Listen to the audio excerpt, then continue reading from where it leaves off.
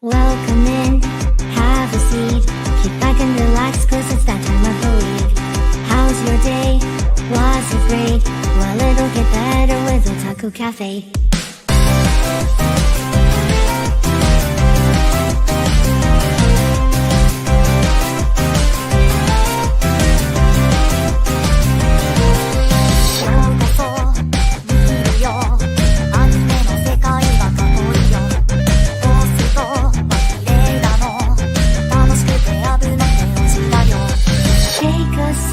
Nostalgia, let the memories bloom.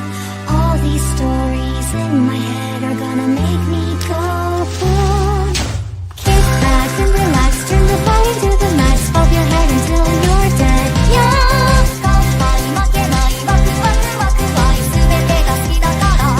Yeah. Kick back and relax, turn the volume to the max, bob your head until you're dead. Yeah.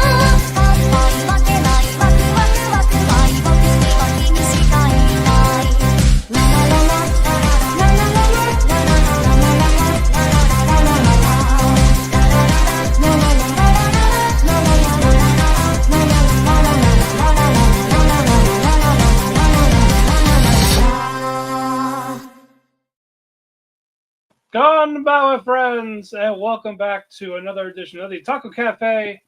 We are near the finishing line for the spring lineup. Who knows what we're going to talk about? Don't trust sake from a demon woman. All this and more. I am Matt Yokozu and your headship. And to join me, the man with technical difficulties everywhere, all at once. The co-host, co-CEO, Ethan, what's up? I have physical difficulties. I have technical difficulties. I've got all sorts of difficulties in life. Yep, but you made it today. You did make it today. Come hell or high water, I fucking made it. I like, by the way, with the background, and then you see like us, it'll be like two giant earrings. Yeah, on this fucking psycho demon. Pretty much. And I thought it was a fitting picture. It fit with the title. It's a dope picture. Oh yeah, it's a dope picture. So all right, we're ready. But now, we're almost done. A good chunk will end next week, and then the rest the week after that. And when we do our award show, the only thing that's the finale of is Apothecary, which is a shame. Yeah, but at least they gave us the heads up like a month in advance. It's still not going to preclude it from taking a spot in my top 3. No. It's staying where it is on mine. Just yes, Sean, I am back. Tadaima. Yep. Thank you, Starman, for filling in, and thank you for Chris for the past few weeks. Will he be here next week? We don't know. We'll find out. I plan to because I don't have much planned this weekend. So fingers crossed, people. And half these shows will be gone next week. So yeah. But we will get to some of these news, and then we'll just get to our stuff. I'm going to start with disappointing news. The beginning after the end, season 2, is official for spring next year. They didn't wait till the finale. They waited for the penultimate to announce it. Because it was so widely regarded, bro. That's why. It's like, oh yeah, like hey, you all love it. You all love this so much. We're gonna give it to you. Yes. Still Studio A Cats. Yes. It's so widely regarded. That's why, bro. I'm good. I'm good. Oh, that's not. I don't. I dropped it halfway through. I'm good. I don't need it anymore. It was just not worth it. I'm sure the writing's good once you get past the Mushoku Tensei shit. But the studio sucks. That's really it. It's the studio shit. They have done nothing but mediocre shit. Naruhodo. So I get it. They read the source material, but maybe someone good out there could have taken it. Maybe. But unfortunately, it's not. All right, now some positive news. Ronin Warriors sequel anime announced for winter 2026. And the last time we had something like this was 1988. That they did a Shonen Warrior, Ronin Ronin Warrior. Sorry. or Samurai Troopers. Okay.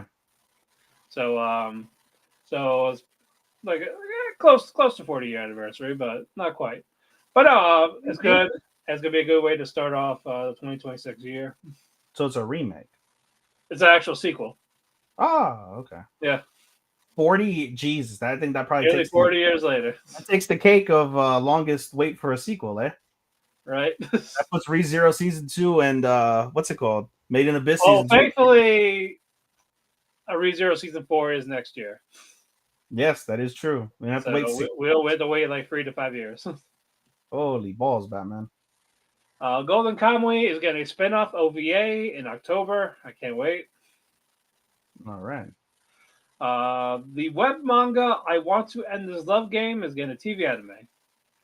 In 6th grade, childhood friends Yukika Asagi and Miku Sakura create a game with the objective to embarrass the other person by taking turns saying I love you. 4 years later, even as they're entering high school, the two are still trying to one-up the other and claim victory. However, as tender feelings begin to bloom in their hearts, the simple phrase has taken on a new meaning beyond the rules of the game. With the passing of each day, the urge to become more than childhood friends grows. Both Yukika and Miku resist making the first move, hesitant about what is in stone once the family game ends. Well, they're childhood friends, so no one's going to win. Someone always wins. Someone always wins. But they're not going to be with each other. More disappointment. Second and third season. Third! Yes. Of Ninja Kamui. Yes. 3! Yes. What? And the second one is called Red Vendetta. Why not? What? He got his revenge, kind of. Now I mean, hey, that was only there's more vengeance. Yeah, now he's got to go to Europe. He's got to go to We're gonna go to Washington. Yeah, we're gonna go to Africa. Yeah, I'm sure someone there killed my wife. So one of them there was in cahoots. I'll kill that person. Yeah, someone in South Africa. The person that stood there in the background. Yeah, I'll kill that fucker too. Yeah, Let's go. Fuck it. We ball. Fuck it. Season 3 of Isekai Quartet is official. I'm excited. This came out of nowhere. Yeah, I thought it'd be done after the movie, but no, we're getting more, and looks like we're getting Eminence and Shadow involved too. So Eminence and Shadow. Yep. That's not even on Crunchyroll. Don't matter. It's Isekai, and he has made an appearance here and there, so looks like he's gonna be part of the lineup with, unfortunately, still Shield Hero. I mean, as long as Cautious Hero's there. Cautious Hero. You seen Cautious Hero? Oh yeah, I did. Bro, it is low-key sleeper. Cautious Hero is such a low-key sleeper. It is so fucking hilarious. Oh, they did show up at the end of season 2. I know, and I was like, hopefully we'll see them a little bit. I looked at it and I was like, oh my god, this is fucking hilarious. Yeah. We need more Tanya. We need more Cautious Hero. And now we're gonna see fucking this dweeb. Yep. In season 3. Yeah, we're getting sick because his harem of bitches are the ones that carry the show. Bro, fucking Shadow, Alpha, Beta, Charlie, Echo, Bravo, and then there's Sin. They're all Sims. It's every single one. All right. Also, real quick, they're also going to try to get Ms. Kobayashi's Dragon Maid for this year for the movie. We'll find out if that actually happens. And then finally, the Rascal movie, if you missed it last year, is coming to Crunchyroll June 19th. That's good. Yeah, actually, no, not the double feature one, just the regular movie. I'm sorry. The regular movie one, the first one. The OG movie. Yeah, that comes out June 19th. So, after I spent $40 on it like 3 years ago. Yeah, so Thursday. Except Pirate Sites, but yeah. Yeah, and same with the last of the Given movies, because I, oh yeah, it's gonna be yesterday only, and I had no time yesterday, Ah, so so it's like all right, so it's kind of like all right, cool. At least I can wait like a month or two. But all right, that is it for the news. So let's get to some of our solos. Even you said you got a couple, right?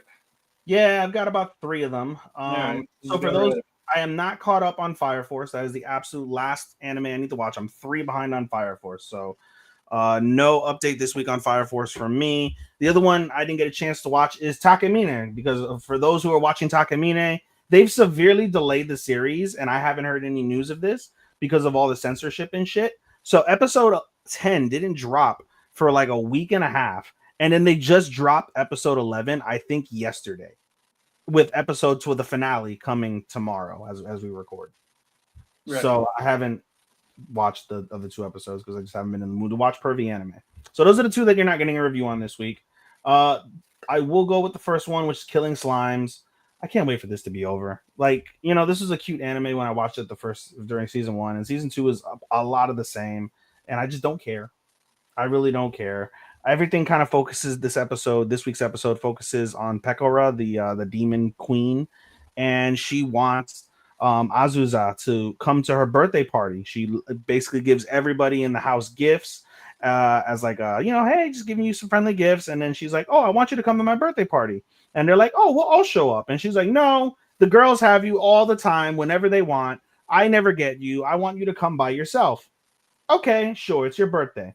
So she goes to the birthday. They have this lavish, like, extravaganza. Everything is good. And then Pekora brings Azusa to a private room so they can have dinner. Okay, no problem. So she proceeds to have dinner with them, right? With her, rather. And was like, hey, I changed my mind. Can you stay for 5 days? And she's like, well, 5 days is a lot, but it's for you. It's your birthday. Sure, I don't mind. I'll stay the 5 days. And so she's like, okay, so here's your food. It's this gorgeous, like, steak-looking food, and it's topped with mushrooms. If anybody who's watched the series knows about mushrooms, normally mushrooms always have some sort of negative connotation to them because they always do something to somebody. In most instances, they make them into, like, chibi or into fucking loli, right? Yeah. So she eats the mushrooms, they're not thinking of anything, and she's like, oh, I feel funny. And as she's saying that, basically, Pekora's like, I really wanted one thing for my birthday. And you see Azusa transform, and she transforms into a fox girl. And she's like, I really wanted a cute fox girl I can cuddle with for the next 5 days. So thank you. Like, you've ate enough mushrooms. It'll be about 5 days before you transform back to a human. Thank you so much. You're a fox girl now. And she's like, okay. How the hell did I get syrup on my fucking... I haven't had syrup in months. I don't know, Ethan. How did you get syrup on? How did I get syrup on my mouse? That's peculiar as shit. Anyway, yeah, so she turns into a fox girl, and you see Pekora cuddling with her, and all of a sudden she has this hankering for tofu, and she goes all around the castle causing a bunch of mayhem because she's a fox girl trying to find tofu. Eventually they give her the tofu, and eventually all the main characters of the series, of the demon part of the series, end up cuddling with her in bed, with her tail, giant fluffy tail, to end the episode. Big fucking deal. I gotta do it. Big fucking deal. I gotta do it in sign language. My dad taught me. This is one of the few things my dad taught me in sign language. Big fucking deal. That's legitimately how you say big deal in sign language. Big fucking deal.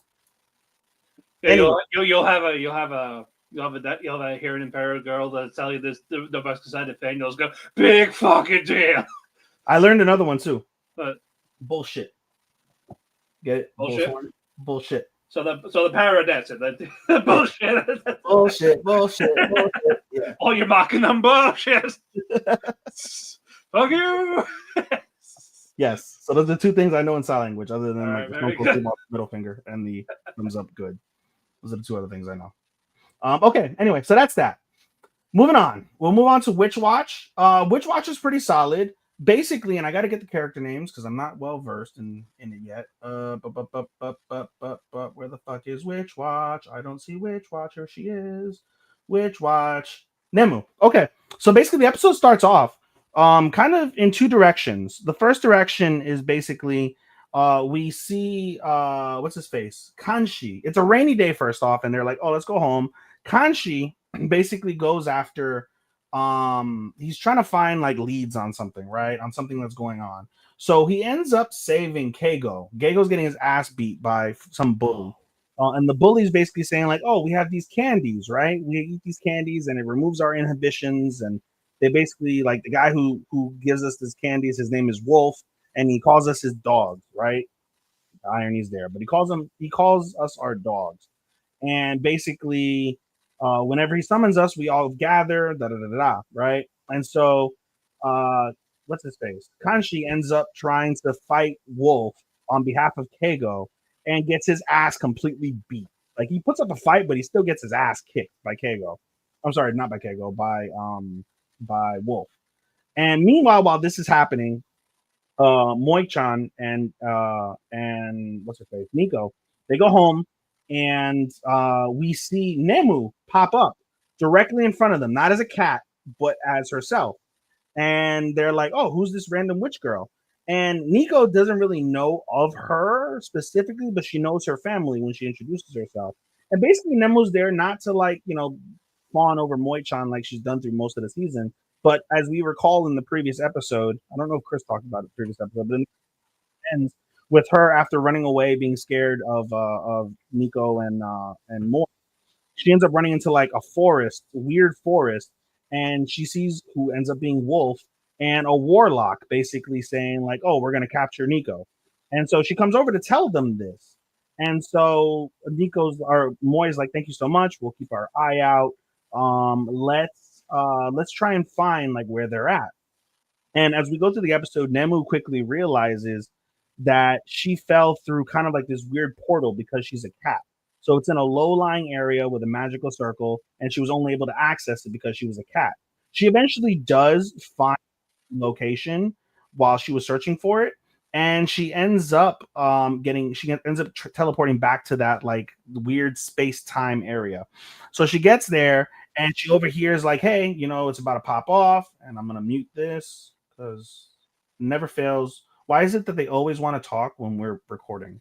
Makes no sense. Oh, I don't know. Always does that. Anyway, So just mute him.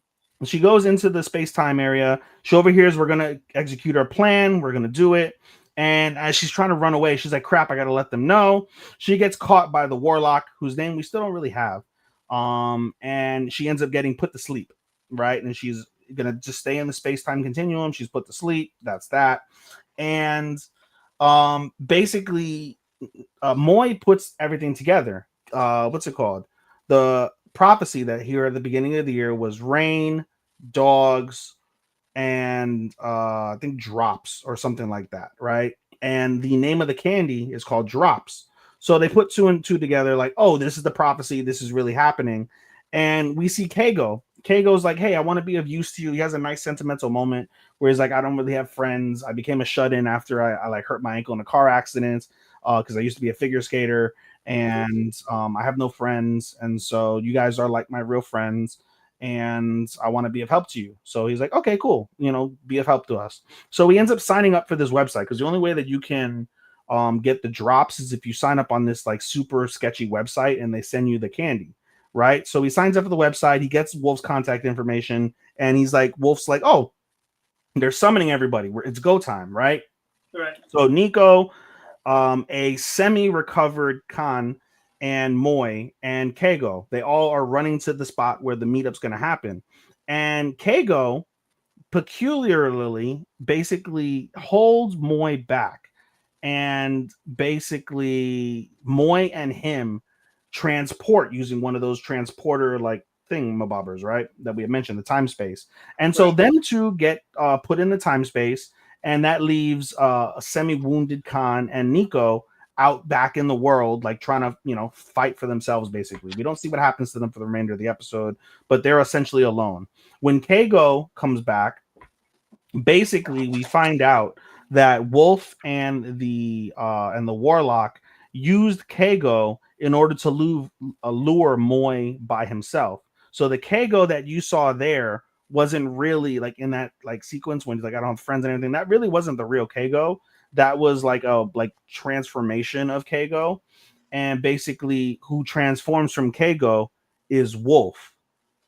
So I don't know if Keigo is Wolf or Wolf transformed from Keigo, but basically Wolf and Moy are now alone in the space-time continuum, and Moy can't defend Nico in the battle against the Warlock and like these 50 quote unquote dogs that are like kind of like bewitched zombie type fucking humans.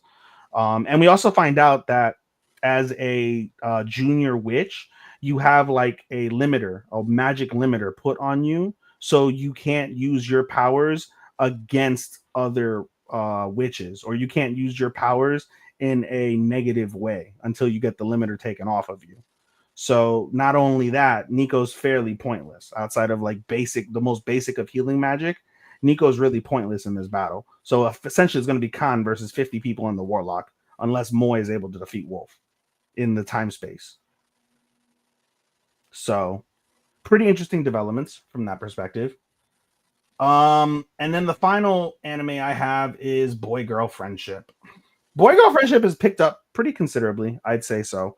Boy Girl Friendship was pretty solid this week. Basically, we see what's his face? You finishes the piece that he wanted to do with the sunflowers, and he finds himself a little bit distracted by everything going on around him, but he's still determined to finish everything, right? And so he finishes the tiara. He ends up making a tiara, sunflower tiara. Comes out really pretty. Everything is well.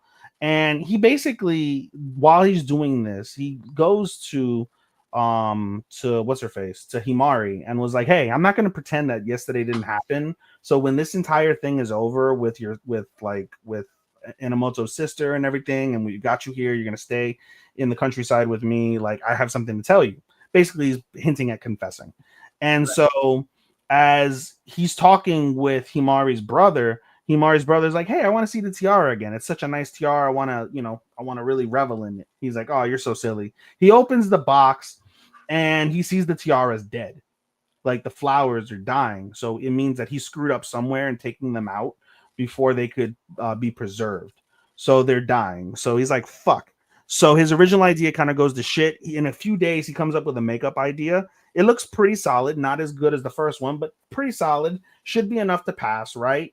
And so the day of the process, right? That like bet, it comes to fruition, and basically, what's her face? Whose name I'm forgetting. She's not even in the sheet. That's not helpful. But we'll say Inamoto's sister. Inamoto's sister judges, and she's like, oh, this is a really nice piece. But why did you think that your secondary piece would be the one to overtake me? And she's like, Yu's like, how did you know this? Da da da da.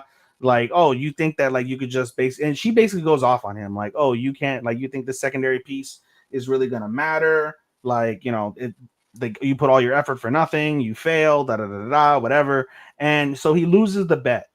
And so when all things are said, right, he's trying to figure out how the hell did she find out about everything? And he turns to his own sister, Sakura. And basically, Sakura tells him, like, you've been fucking around too much. You've been so obsessed with love. You've been so obsessed with everything. You take your business as a joke. And you gets pissed off. He's like, you think this is a joke? You think everything I'm working for is a joke? And she's like, here. She opens up a box. And she's like, what do you see in the box? And it's his return pieces from earlier in the season, all the pieces that were returned. He's like, yeah, these are the return pieces. She's like, look at the quality. And he looks and he sees that the quality of the pieces aren't pristine. They're pretty shit quality. And he's like, ever since you started getting your head filled with all this bullshit around you, the quality of your work has gone down. You're treating this as a joke. You don't care. You're not putting effort into it the way you should. You don't deserve anything, basically. It's like, you don't deserve Himari. You don't deserve to keep this business going.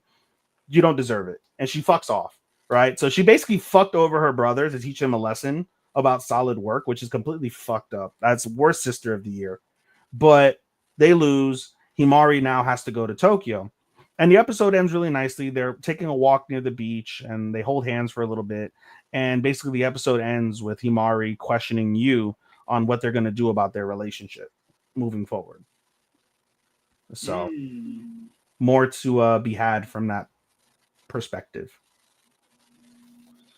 Alrighty, very good. And those were your three, you said? Yes, sir. All right, I got a few, so let's just get to it. Penultimate Harasan Season 2. Cultural Festival. They all have tasks, and Aharon can do basically everything. And Raido is still trying to figure out what he wants to do after he graduates, because Aharon's already gonna go try to be an art teacher. So Raido is still like, what am I good at? And turns out not a whole lot. Not great at drawing. He's not. Whatever he tries to do, it's stressing him out for it. But even Aharon's like, everyone goes at their own pace. Like you'll find your thing, even if he has to do like a liberal arts major to figure out what he wants to do type of shit. But yeah, they're gonna do a cafe, obviously. They don't really focus on that, thankfully. Like it's not gonna be like it's not the whole episode basically, which is good. And they're getting some stuff done, and Raido actually wrote in the diary they both share. So you see writing in it, and he wants to give it to Aharon, but it's like, yeah, you know what? It's not the right time right now. But eventually, at school hours, Aharon sees it when she actually bumped into their desk and it fell out. And she seemed kind of upset about what she saw in there, and we find, and I'll get to that later. She stays up all night working on seems like it's a video project. And I got to the point where she oversleeps. The festival started. Aharon doesn't show up, and so Raido says, like, you know what? I think I know where she is, because he saw her on the bus, but it seemed like she passed out while still in the bus. So okay, Joe's like the last stop is usually around the beach area. Aharon, you see her like a little upset, like while standing in the water. Raido goes up to her, and Aharon talked about how she read what he wrote, basically saying how he wants to be like Aharon, like she's smart, courageous, kind, like she makes him want to be better, want to do better. Even though Aharon's like this is because of him, like how he helped her out, like whenever they were together and everything. So they talk, they're happy, all things are normal. They get back to school for the cultural festival. They get to enjoy a little bit of it, well, work it essentially.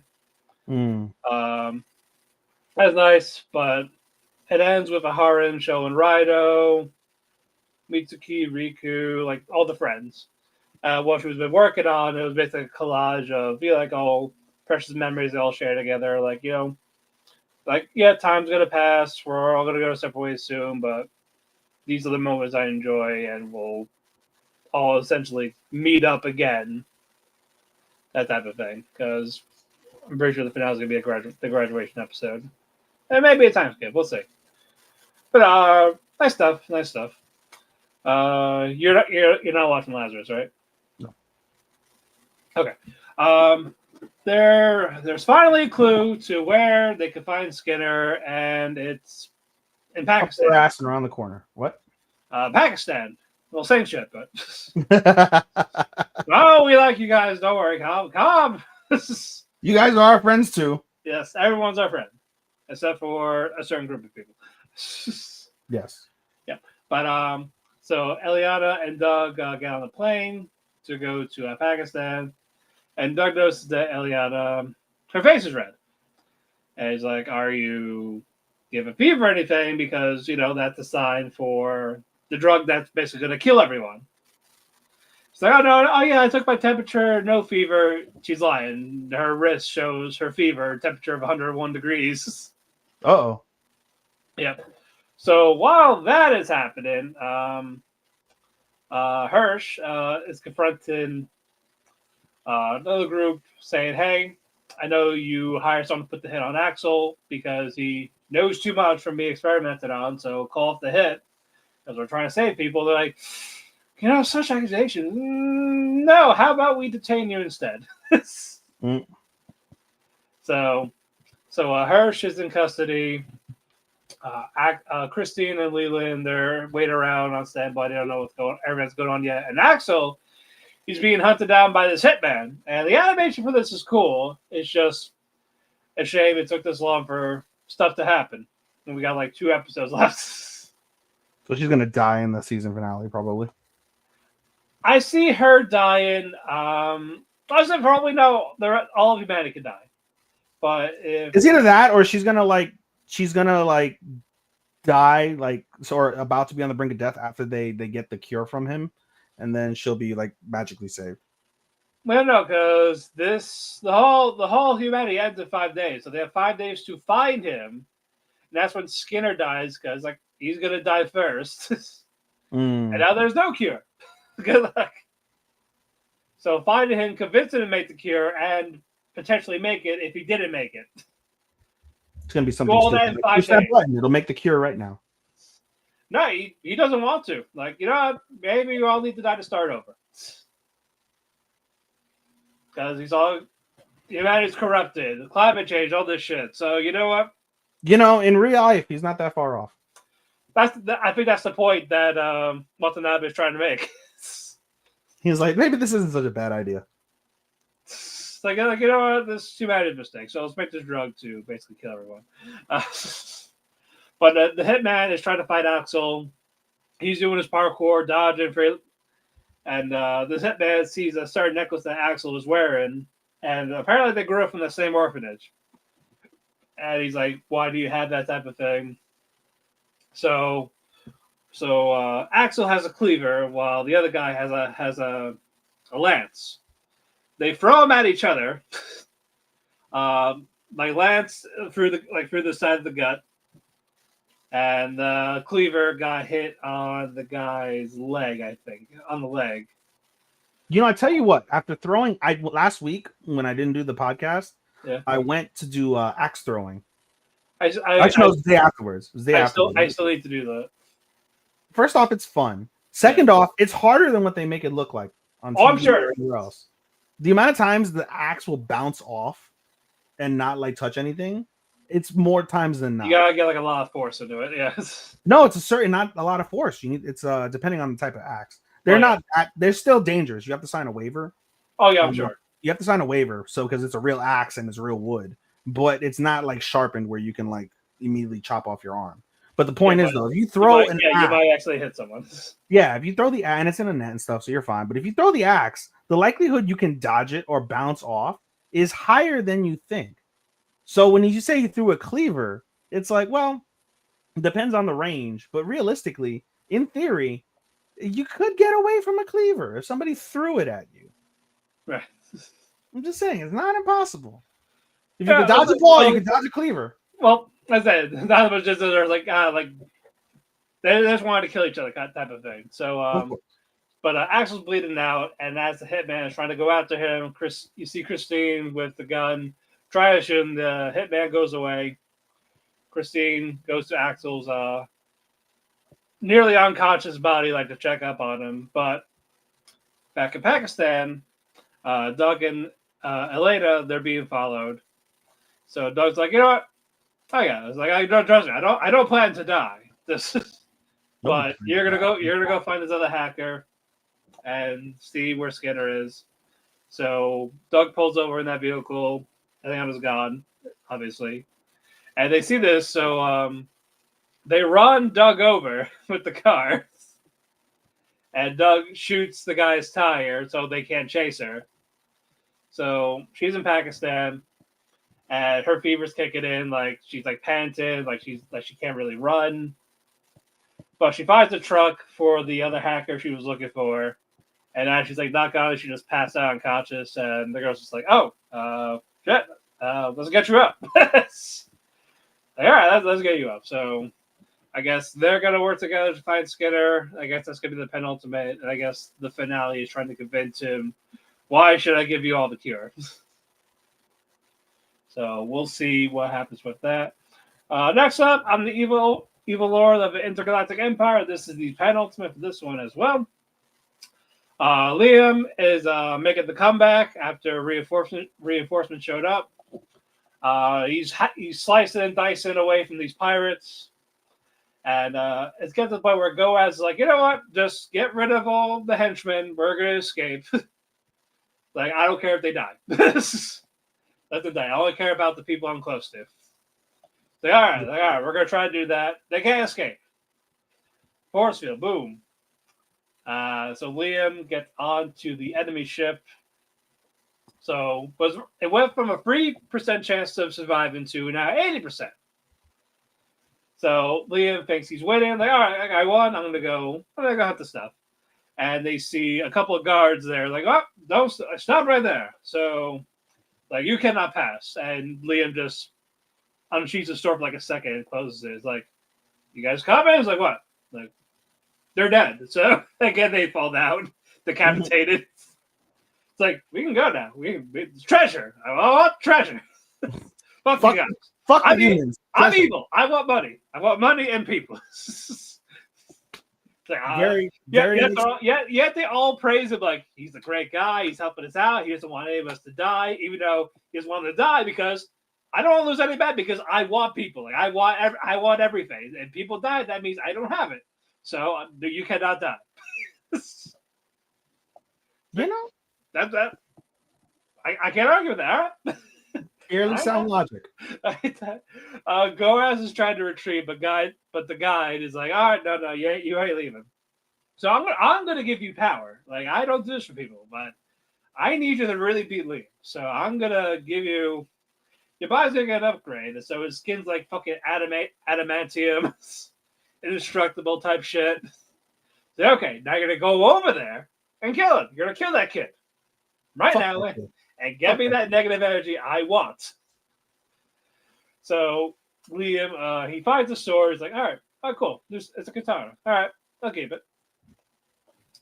And Goaz is like fight all these people. Liam, he comes to make a save. He goes with his regular sword. It's chipped. It's like, shit, I can't cut you. So he switches to the katana.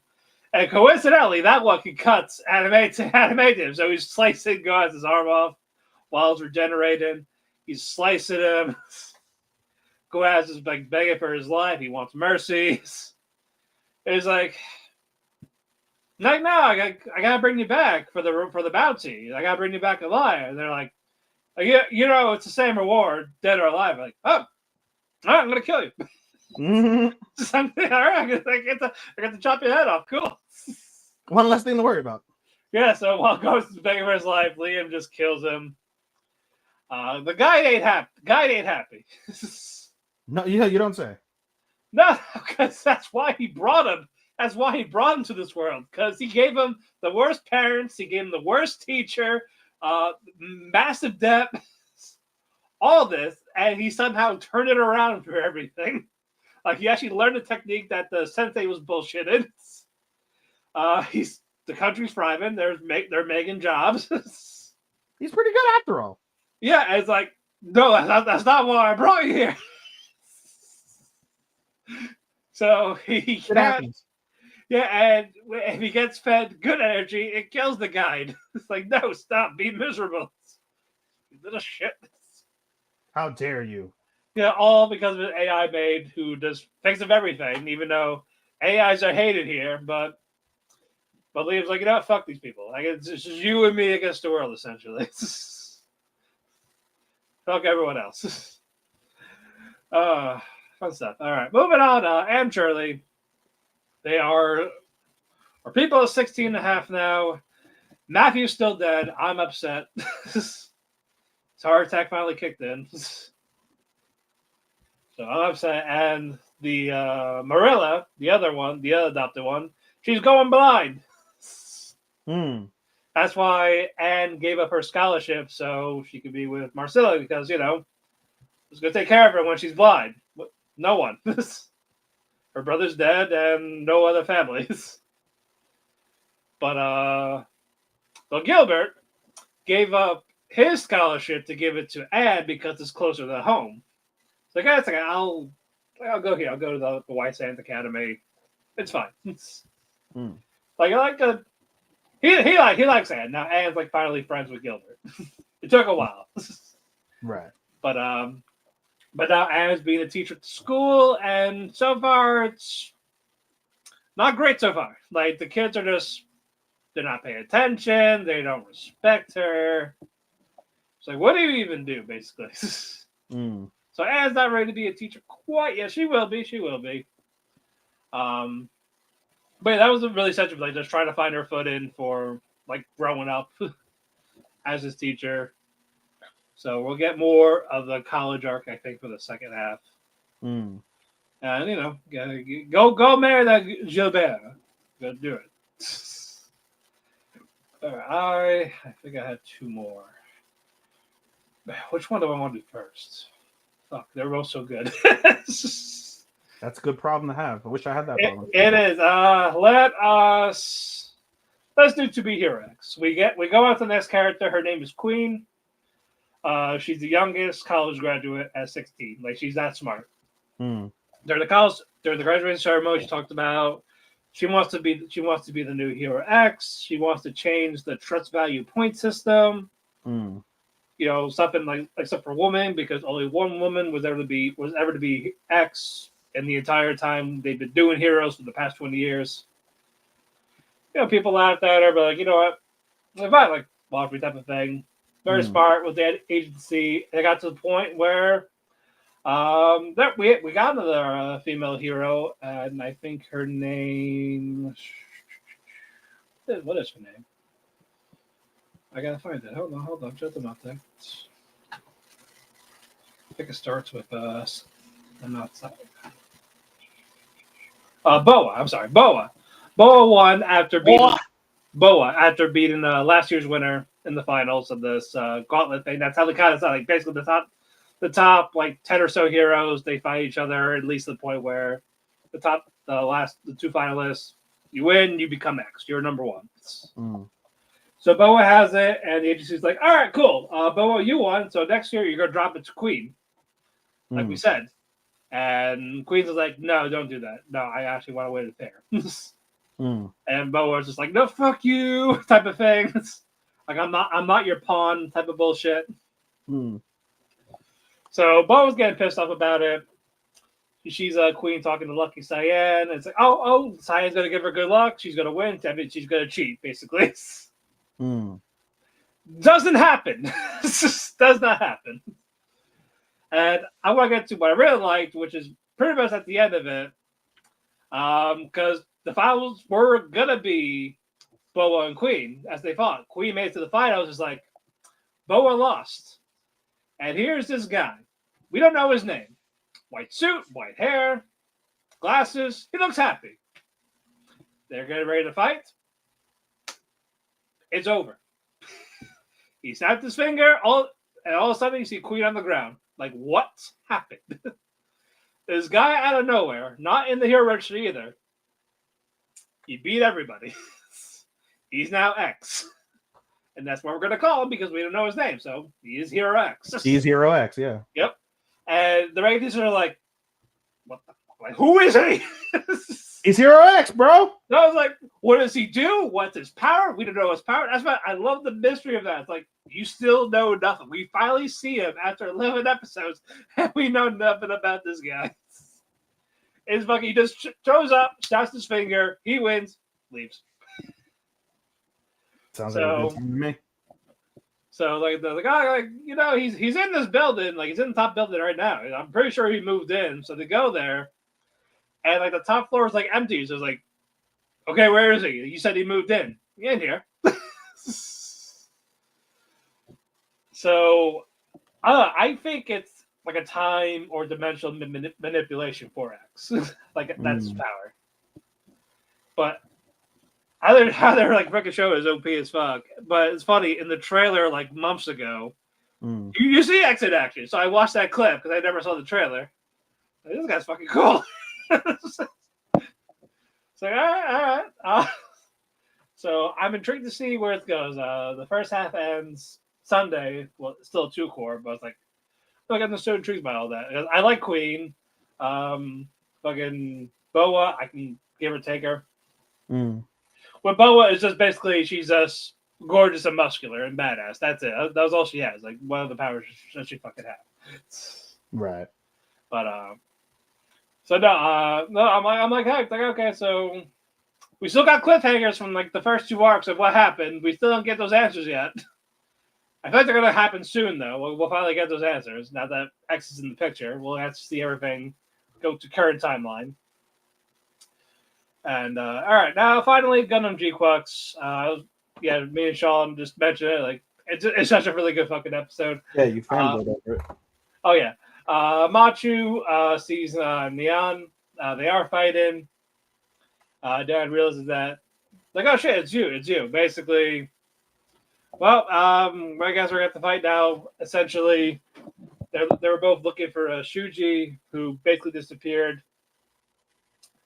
But Char, he finally revealed himself to Lady Casilla, because this whole operation was to kill Casilla, but Char was disguised as another random army grunt. He didn't wear his mask, didn't have his uniform.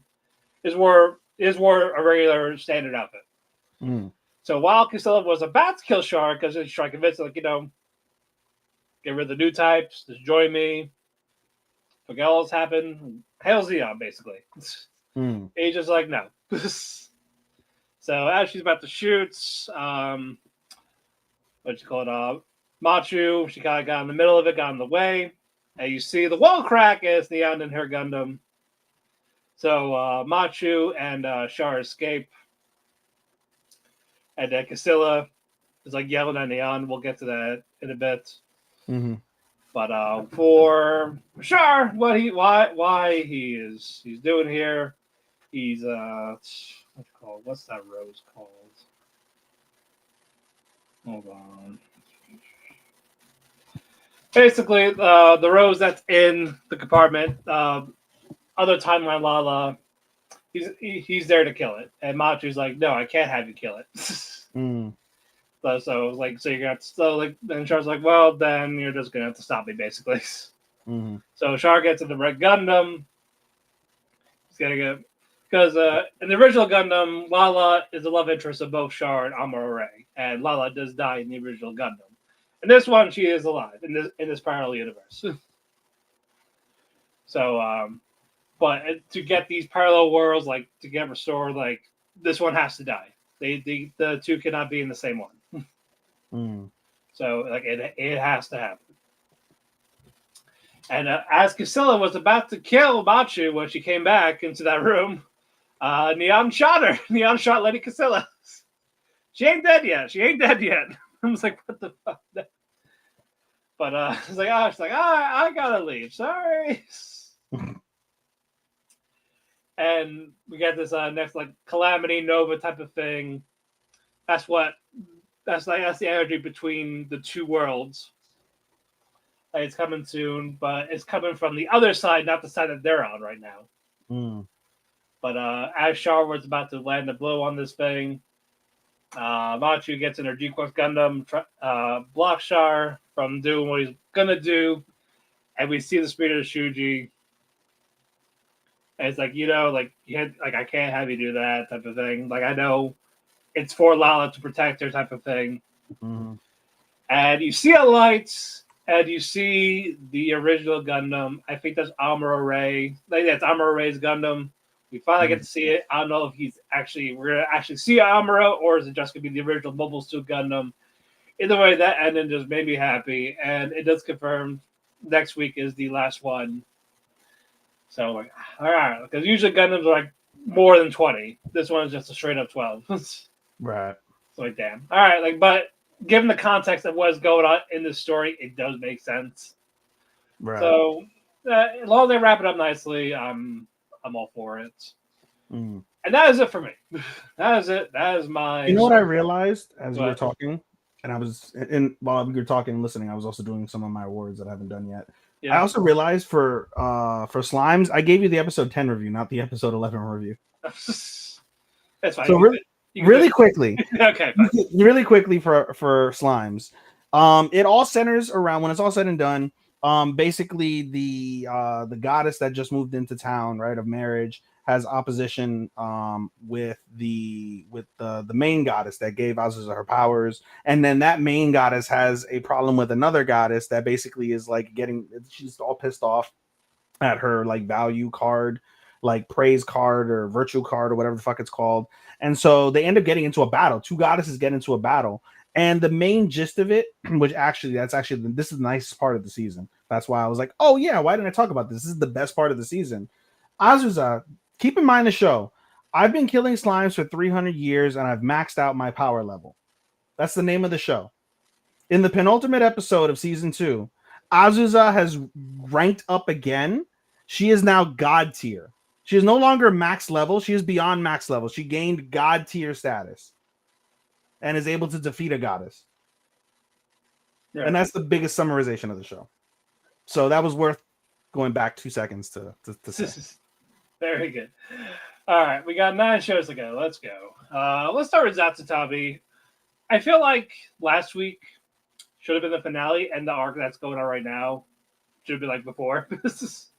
Yeah. Because it seemed like a finale, did it not? She's by herself for this journey. She reflects on her times. Yeah, and everyone has their New Year's resolutions. Yeah, and now it's just, okay, I guess her last one is with her senpai, essentially. Like, okay, sure. Okay. I feel like the last one should be like she finishes the thing and she goes on like a celebratory one or something, maybe, right? She finishes her manga. Right, but I'm saying like it should be like the last trip, like herself. Yeah, the last trip should be by herself, reflecting on the last year that it took her to make this manga. Yeah.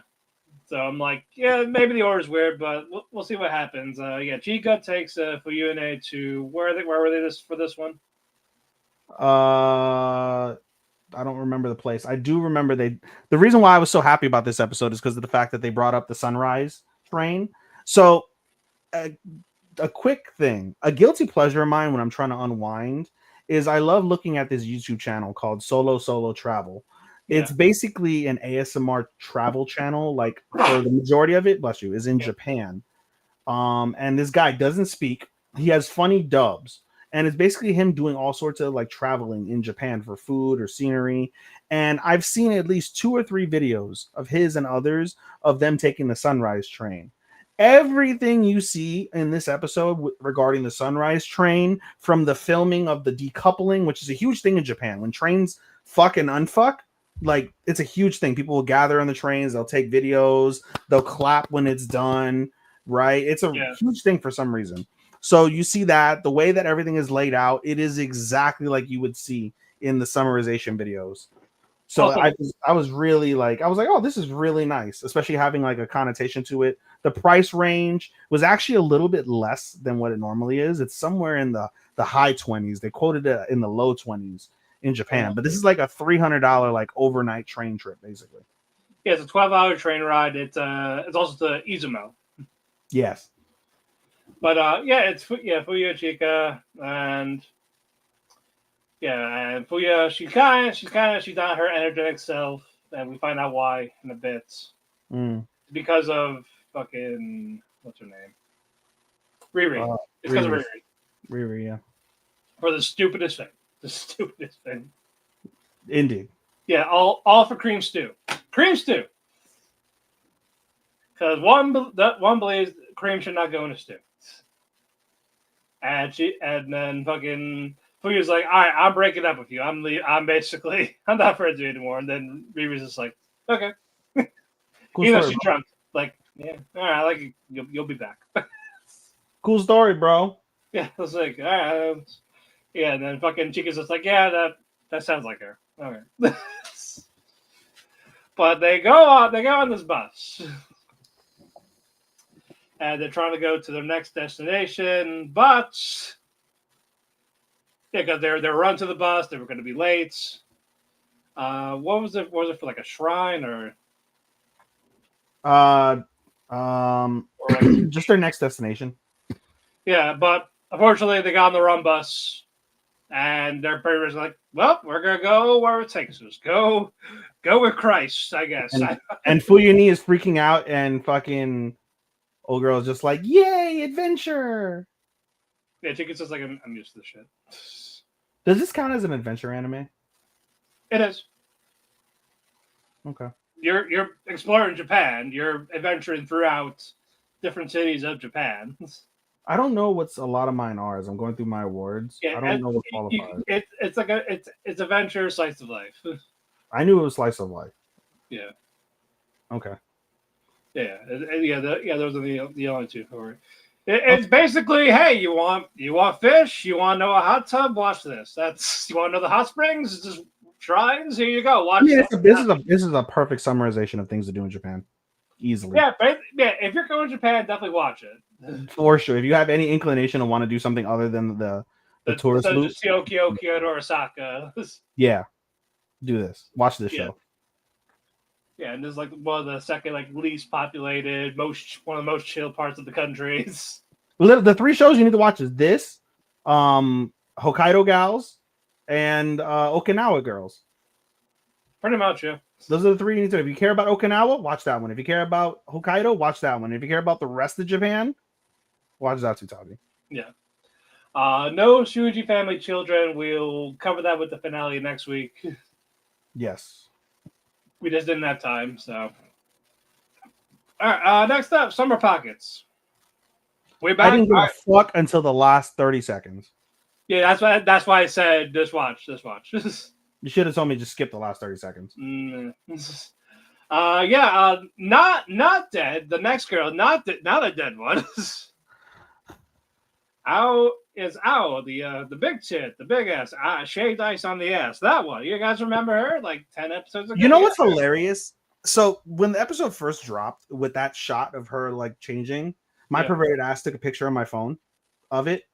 And so I was going through my pictures the other day and I was like, why do I have this random anime girl's ass like picture from my TV on my phone? Because I remember I've done this plenty of times for Takemine and put them in my hidden folder. So I was like, why did I put this in hidden folder? And then this came up and I was like, oh, it's from her.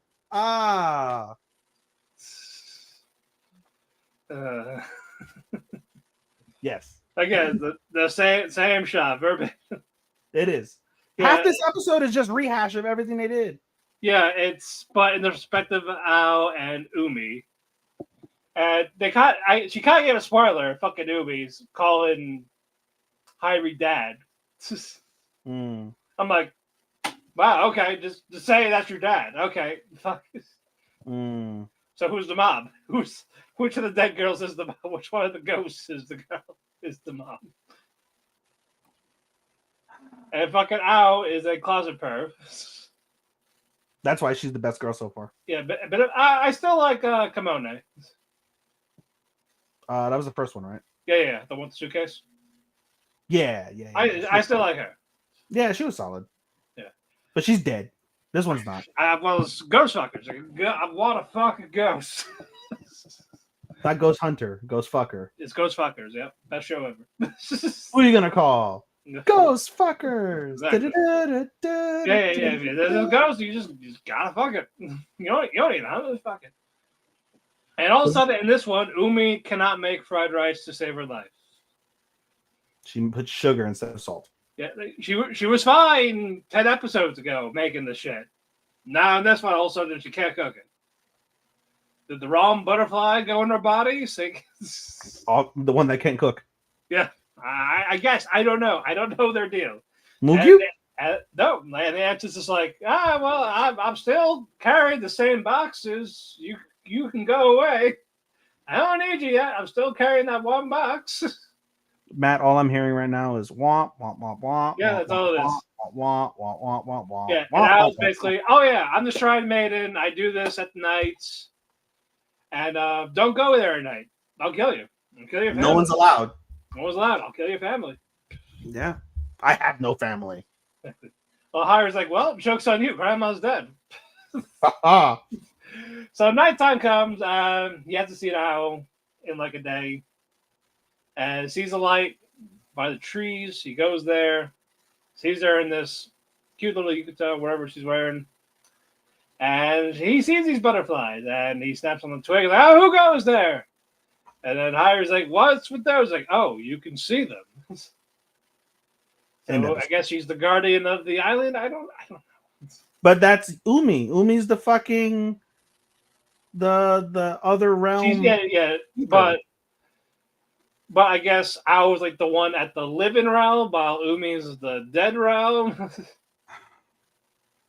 I really want to give this up, and then they intrigue me. Every week, it's like, give me an excuse to give this up. Give me an excuse to drop this. And this is the halfway point. And this is the halfway point, and they finally bit me at the halfway point. Yep. You could guess where this is going to go on my awards. Yeah, I actually didn't give it anything. So. Oh, it's getting something, all right. I got I don't disappointment. I got plenty of disappointment. So. I don't. Well, no, that's easy for you. I have plenty. I don't have much, so yeah. Check. Yeah.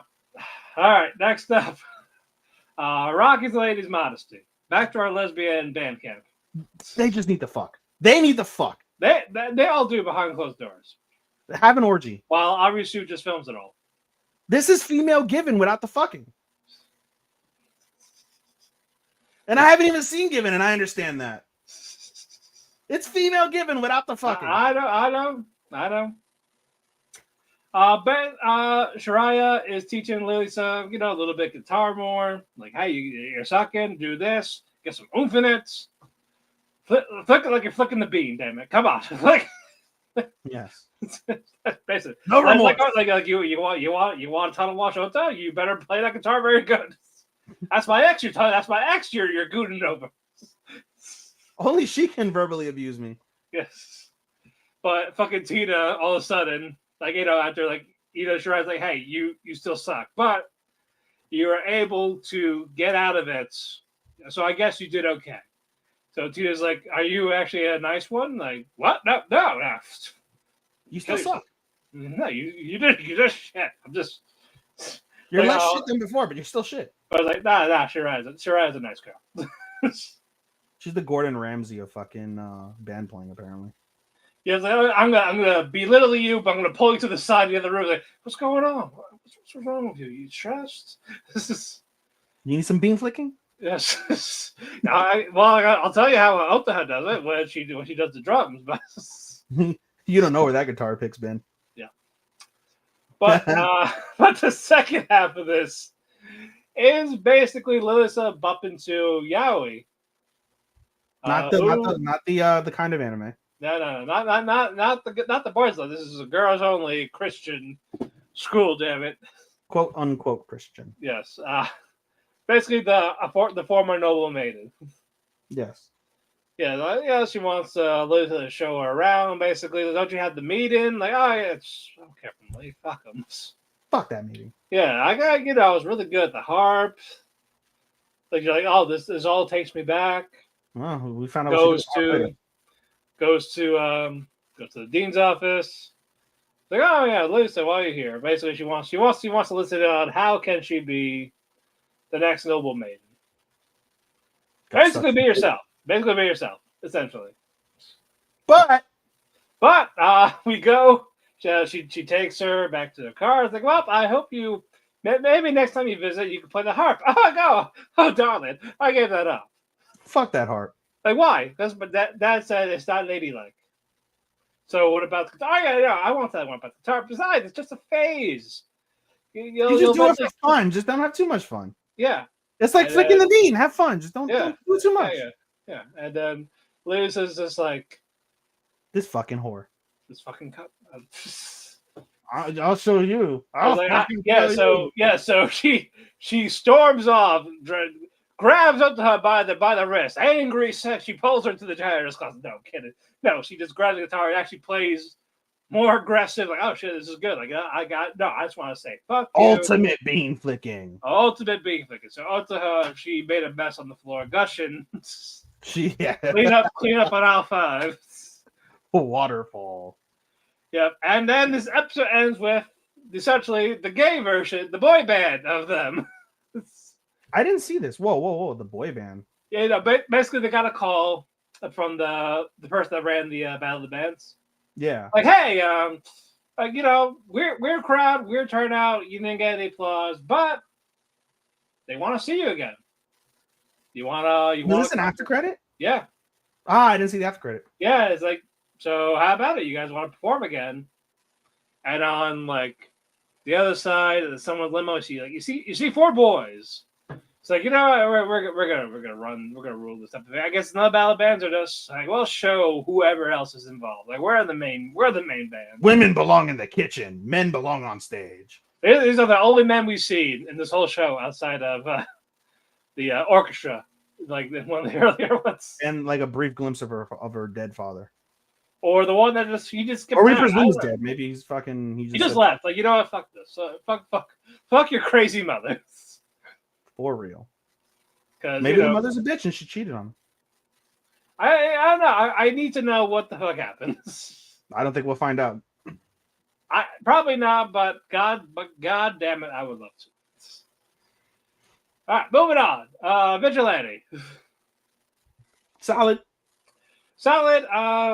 Basically, they're getting ready for the concerts. Figured out who's gonna do what. The two twins are like, hey, why is horrible singer with the big ass in center? No. Like, yeah, right. She's a shitty singer, but she has more fans than you. So I don't tell you. It's real life. So they're like, all right, fine. Let's dance around her, I guess. I don't know. And then they want us to feel bad for the fucking girls. Yeah, and then you get two band members flirting with each other. That who cares? Yep. First, they're like, oh, who the fuck are you? Like, you want to go after practice? Do some munching. munching sucking. You want 69? I don't know. This is 69 weird. me, Don. I forgot all about that until now. Thanks. Her impressed. So, montage for the bandmates while Pop is just singing, eating at Koji's apartment while one of the twins hurts their ankle.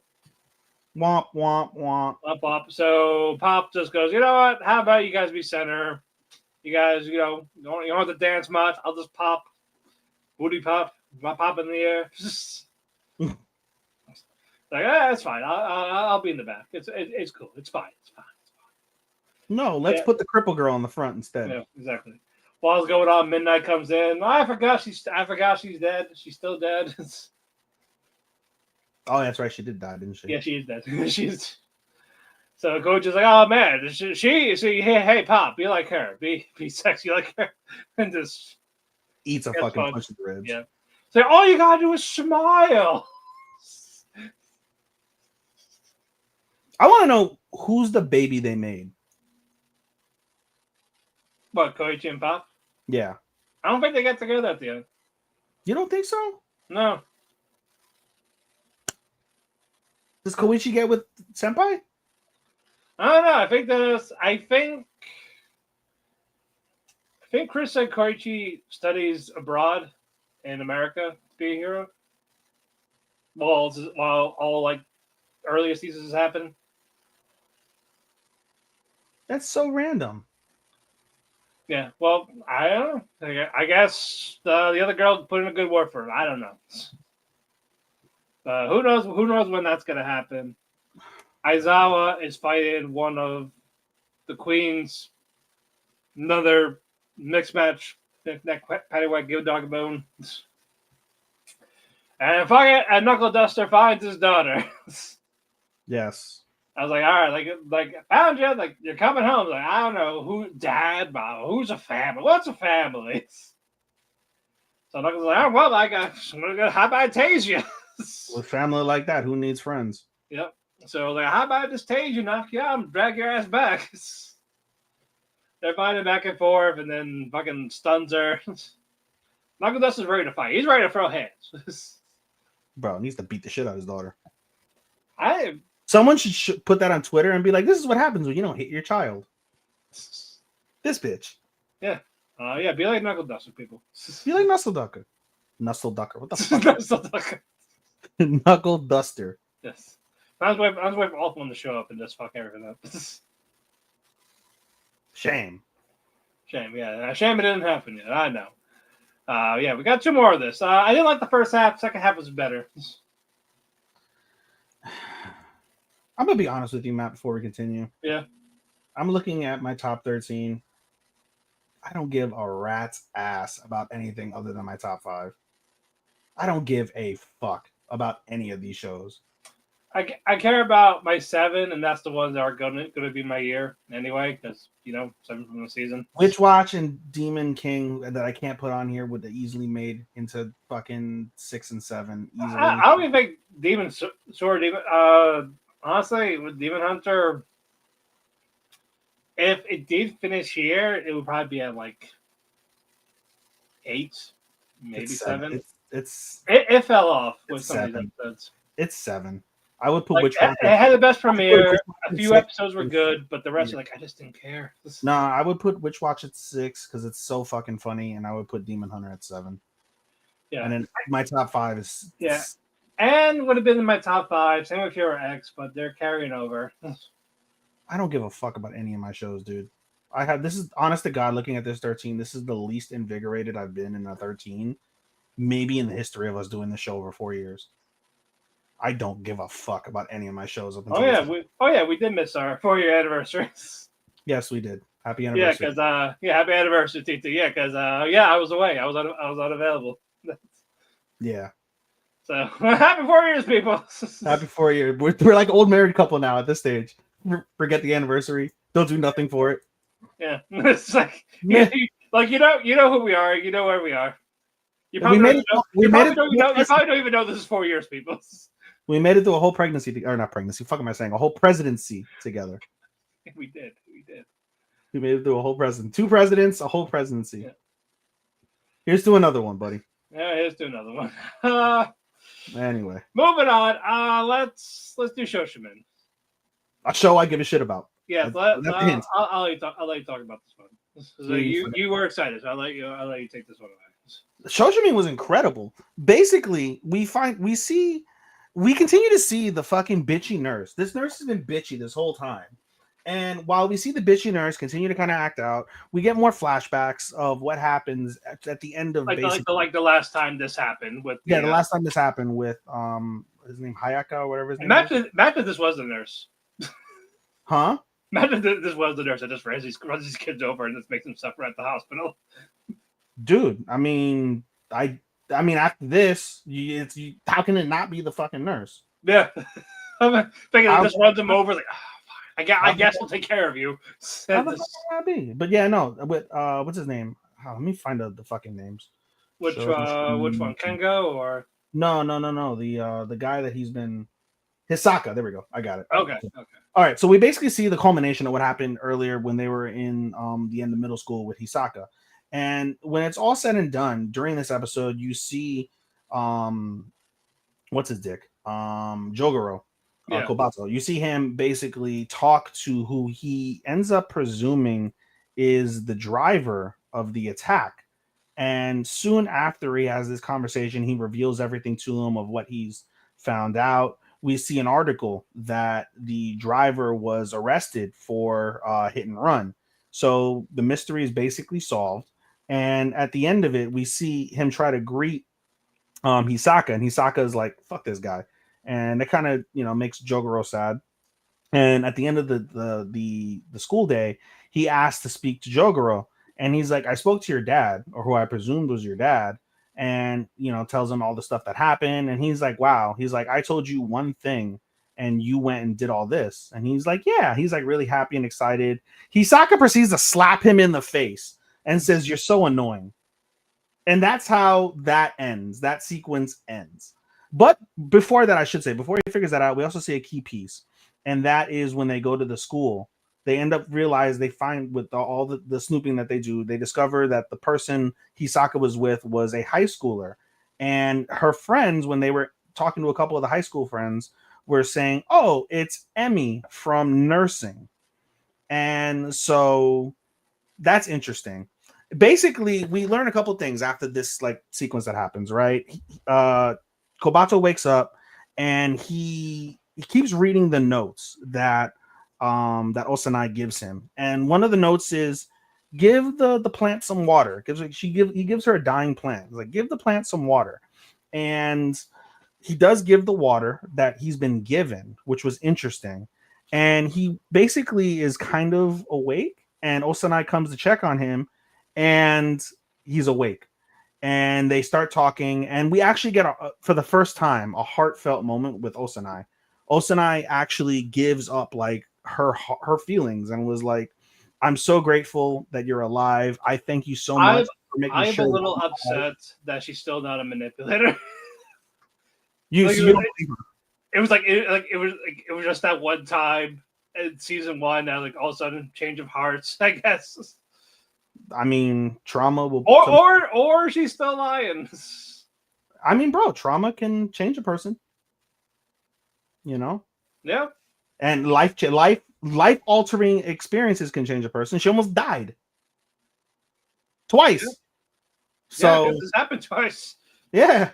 So she, for the first time, she gives up her real heart and was like, I'm grateful you're alive. I'm so thankful you saved me. I'm so happy I could talk to you.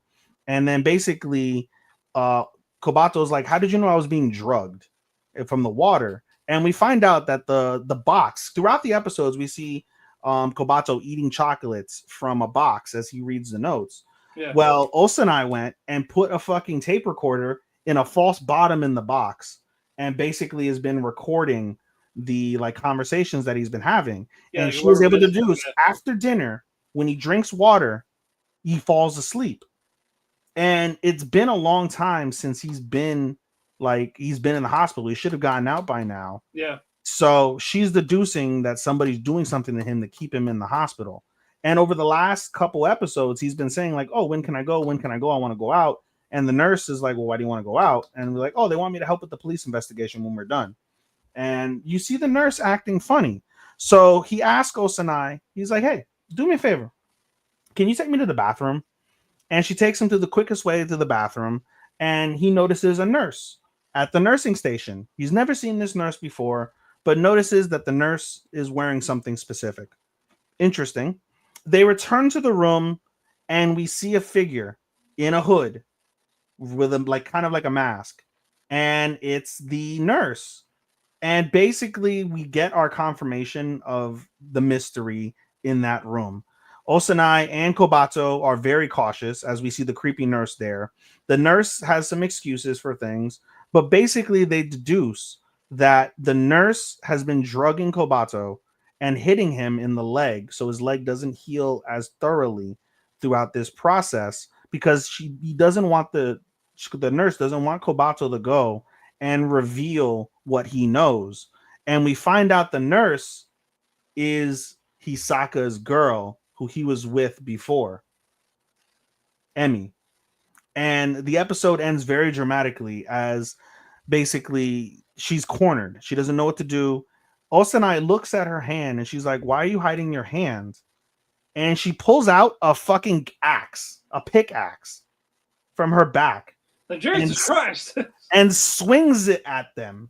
And the episode ends with a cutaway shot and a thud, like a ping thud, meaning she hit something. What or who she hit, we don't know. She hit Osanai. That's what you're hoping for.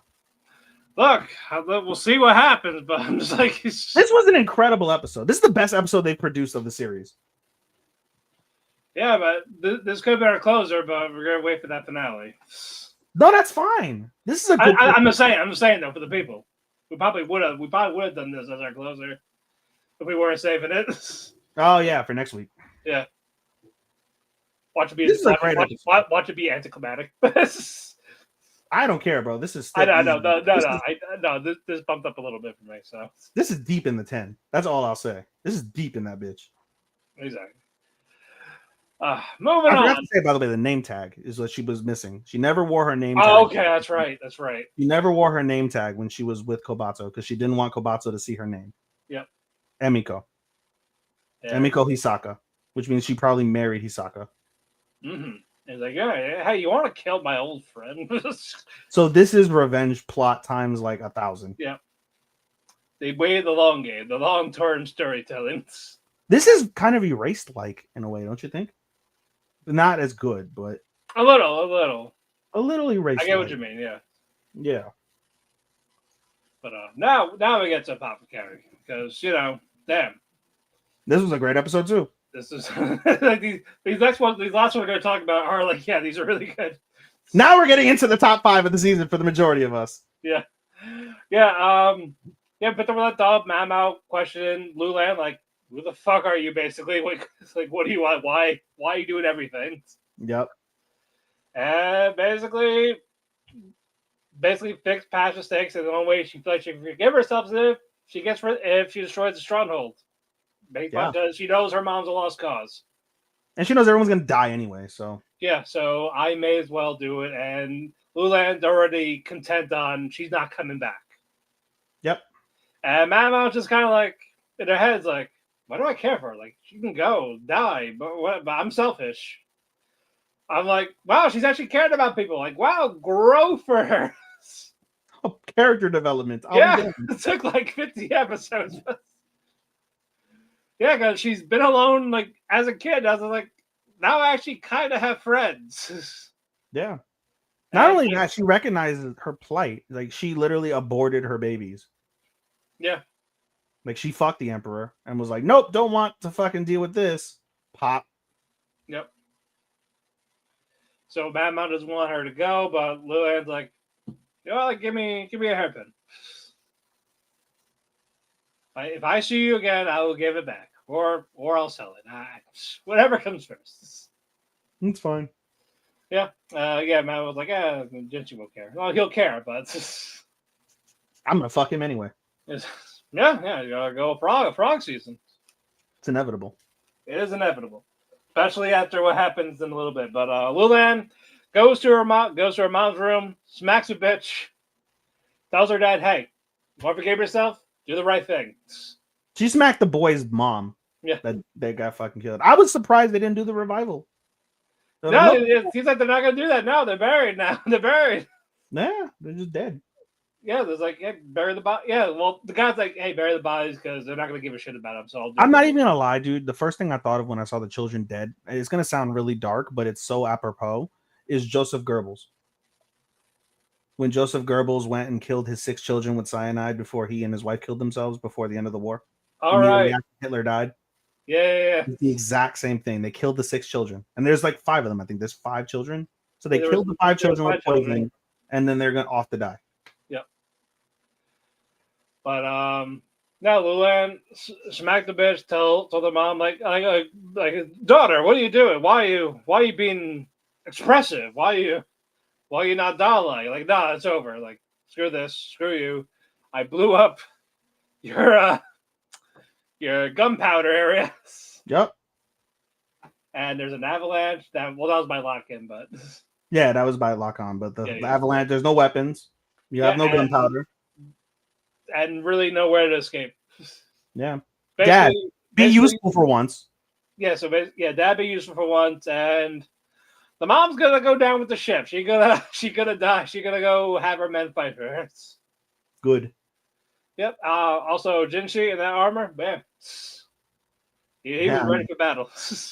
Hey, Husbando might have gotten wrapped up there. Oh yeah, he fucking has one. But I like how he last locked himself. Like, so how did you know it was me? Oh, same height, weights. It's not hard. If anyone looked at books, it's not hard. And his son is like, oh, it's a shame you weren't a woman. Yeah. Like, hell, he disguised himself as a woman. One man look. Well, he's got one of 2 holes of a woman. Exactly. That bussy. They got that bussy. Let's go. So they charge the strongholds. Jinshi is reunited with Mao for a little bit. I just want you to know, by the way, we said the word bussy and we lost 3 viewers. That's fine. That's fine. They can go. They're not cool enough. They're not fucking cool enough for the Bussy Club. But even Mad was like, I miss this. I miss this with him, this back and forth. Yes, about the blood, but some of the guys came in. And basically, Jinshi's going to battle. The guy takes the kids, like he's got to bury them because they're not gonna do anything for them. We'll do it for you. So what do you want? I guess save people as much as you can, or stop somebody. Stop Lulan, I guess. Sure. Get her back. Don't have her leave or die. Right. So we'll see how that episode goes. I can't wait. That's next week. Yes, because I had to remind myself that. Ugh, such a drag. It is, but like it'll end on time. That's all I care about. I care about it ends on time. Mendoxe. Next up, Windbreaker. Our boy Yamato Endo, this guy. Badass. Another badass, handsome too. He's got that cool voice. Oh, you like the tattoos? That what gets you? Oh yeah. It's like, oh Tattoos yeah. get you going. Trying to figure out who. Nice guy. Who else is? I know I heard the voice. I'm trying to see from where. Like it's not Ron, right? From Deductions. I don't know. Let me see. What do we say? We're Windbreaker. Oh, it's Jotaro. Okay. Shotaro from JoJo. He's Jotaro from JoJo. Oh. Who else? He's Ahmed from Lazarus. I'm watching dubbed on that one, so. Ah, fuck. All right, well, he's a Yeah, Japanese. that's all Max gives you actually. The dubbed. Yeah. He's Irwin and he's Sagara from Kenshin. yeah, and he's Irwin from Attack on Titan. That makes total sense. So there you go. We know where he's from. He's Goa from Oshinoko. I think it's in. Oh shit, he's Granbell from fucking Slime, the fucking evil guy. Oh, okay. The evil guy from Slime. You're not watching Slime though. You said you don't watch Slime. That's right. I'm not, but I do watch clips. Yeah, so he's the evil guy. He's Seiyu from Boss's Goofy. He's He's the Tokyo Revengers. He's Yashiro. Revengers. Oh, he's fucking Kyosuke from Horimiya. Oh. What? He's Vengeance from Clover. He's Vengeance. He's Theodore from High Card. I don't give a fuck about that. Wow. Yeah. Okay. Jotaro from fucking. Yeah. So there we go. Jotaro Kujo. There. But he's. I'm curious. I'm going down the list now to see if there's anybody else I know. Yeah. Oh my god, he's fucking Nekota from Uramichi. The purple hair one, or like kind of pinkish brown. He's one of the brothers, I think. He's also Philip Grey Rat from Mushoku Tensei. What else? Oh my god! Now you got me going down a fucking list. Yeah, Irwin's probably. Yeah, Irwin and Jotaro are his two biggest ones when it's all said and done. But basically, he's talking down on the old gang, and he wants Sakura. He likes him. Yeah, like I like you, and I want you. I want people. The easy way, or we're gonna do it the hard way. The Evil people want people. Yeah, and he's like, he doesn't give a shit about the people he hired to kidnap this girl. Doesn't even say why he wants to go, because he was hired to hire people. And then Tsubaki and what's the other guy's name? The manager. Yeah. Oh, yeah, I think it's Kengo. Kanji, sorry. And Tsubaki and Kanji, they're trying to attack Endo. It's just not working. He's like dodging. He's not fighting back either. No, he's just like I was gonna leave, but I want to have fun now. Like someone should have dubbed. So as he was dodging, someone should have dubbed "Can't touch this." Dun dun. Yeah, pretty much. And it's like, all right, you know what? I'm gonna go fight now. I'm in a good mood. I'm gonna go fight you guys. Yeah, you're gonna die. Yeah, and that one guy that leads the group. Oh, Shizuka, whatever the fuck his name is. Suzuri? Suzuri. Um, It's Suzuri. Suzuri. Suzuri. Okay, I believe you. Or It's Suzuri. okay. Yeah, Shuhei. Okay. Yeah, Shuhei. Yeah, Shuhei. He's like, wait, no. Like, I'm sorry. It's all because of me. He's groveling. Kick Like, my hey. ass, not their ass. He's like, you're like, you know, it's kind of sad actually. You're like you groveling. He's actually laughing. It's like, you know what? You know, I've had a lot of men grovel, but you take the cake, buddy. you know, I'm gonna go. You killed my mood for fighting. I'm just. I'll tell the guy to call it off. He'll listen to me. Just the old man. Just don't talk to me again. just go away. Yeah, just go die in a corner. Yeah. Then we got to current time.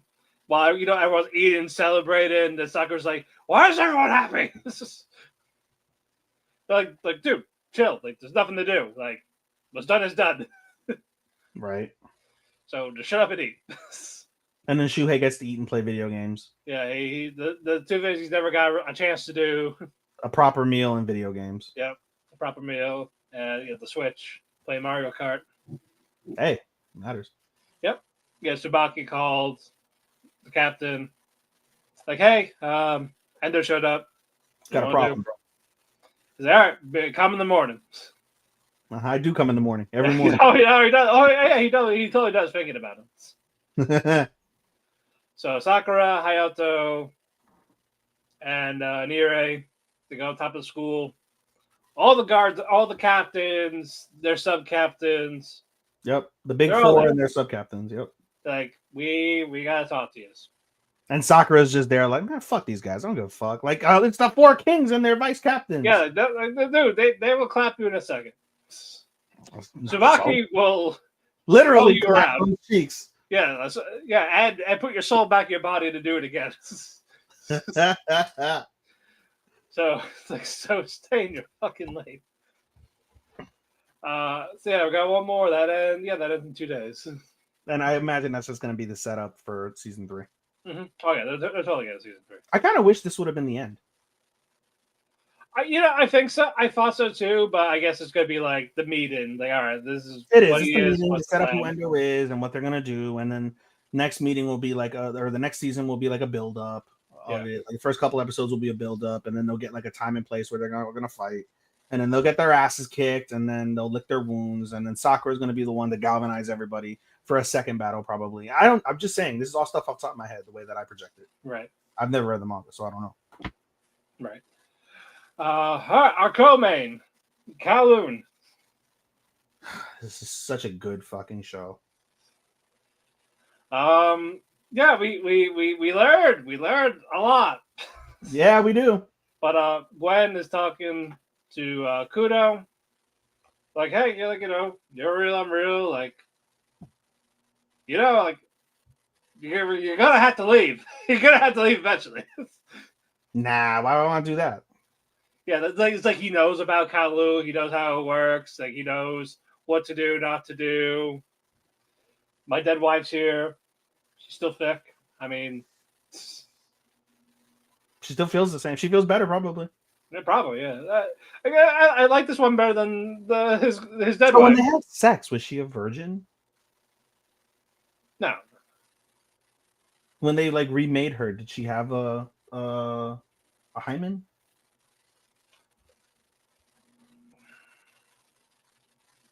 I don't know the details of the making of the other type of thing because we don't know how the fuck this happened It's yet. our show, Matt. Come on, this is the joke where you're like, ha ha ha, baby, I guess. I already said. I was like, I guess, sure, sure. You could pop the cherry twice in 2 different entities. I feel like your dead is. I guess it's a form of necrophilia. I don't know. Oh my god, you took it to some place I was not. This kind of his first base. It's his first base. Yes. Fucking the reanimated corpse of his wife. Yeah. Jesus fucking. There you go. She's a walk-in necrophilia. Oh my god. Look, she's still hot. Like I said, she's better looking than the other ones, than the Kujirai B.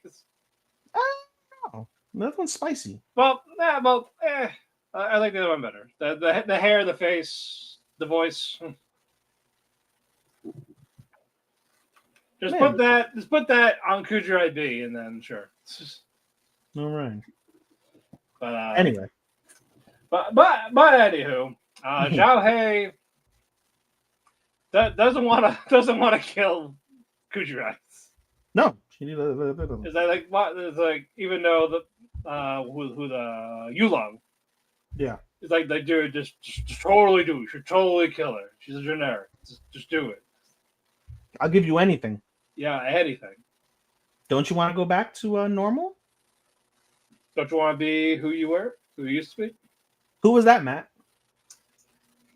The other Xiaohei we see running around. Girly Xiaohei. Girl Xiaohei, yeah. So apparently Xiaohei was once a gender bender. Yeah. We'll get to that. We'll get to that later. But Kujirai, it's like I found another clue. It's at this dark, this awful alleyway there where Kudo does not want me to go to. Yeah, we find out it's the northern part of Kowloon. It's Like known where for the drugs. where the landlord is. Yeah, drugs, violence, that type of thing going on over there. Yeah, because Kujirai B always handled that no problem. No, it was the opposite. Kudo didn't want Kujirai B to go there, and certainly doesn't want Kujirai C or A to go there. Yeah, but she's still like I can handle myself. Fuck you. Well, Kujo's trying to be the Kudo. Sorry, Kujo. I know. Yeah, Kudo's trying to be Kudo.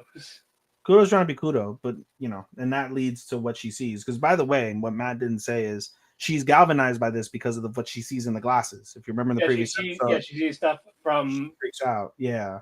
And so meanwhile, Yame is like, look at the glasses. I'll write down everything. Let's see what we can figure out. And so she sees the northern part and she's like, I'm going to go. Yame is like, oh yeah, I'm going to go with you.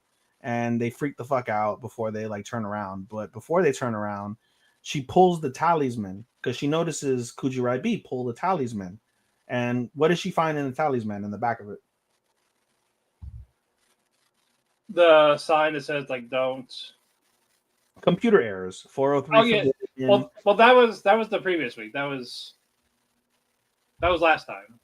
Well, this week she continues to pull them. Yeah. It's error. Yeah, it was the error code. Like yeah, she sees different. So she ends up pulling 30 of them. 20 of them are blank. 10 of them have something in there. 9 of them have 403s. One of them has a 212.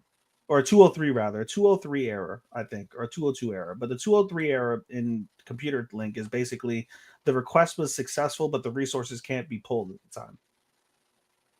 at this time.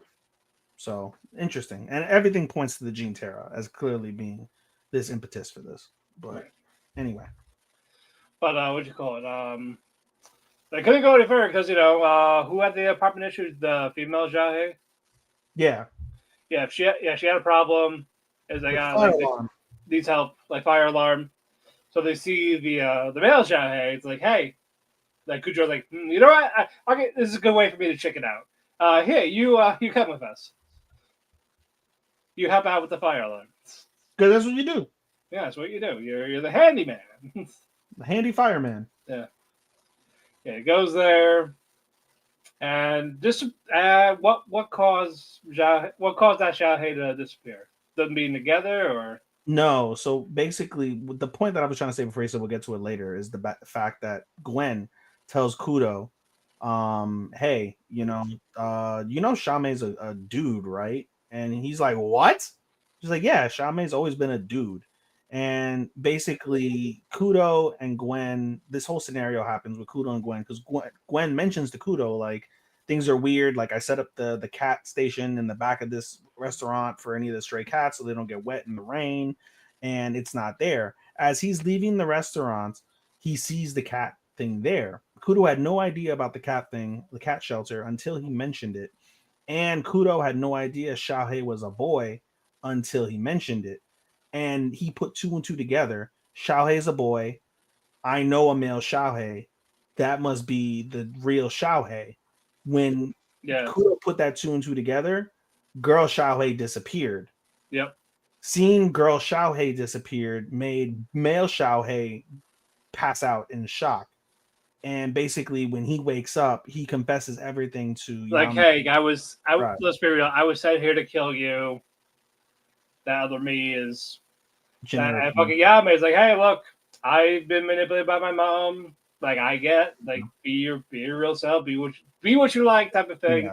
Something we didn't mention also is earlier in the episode, she finally eats the candy that Yulong gave her, and that because it's from outside of Kulong, it's what like triggers her memory of what she remembered, what she discovered when she was in Hong Kong, That's right. That's right. and so that's kind of another Yeah. impetus to why she's Yeah. We also got a background on Miyuki and Yulong. yeah. They were they're brothers basically. Yeah.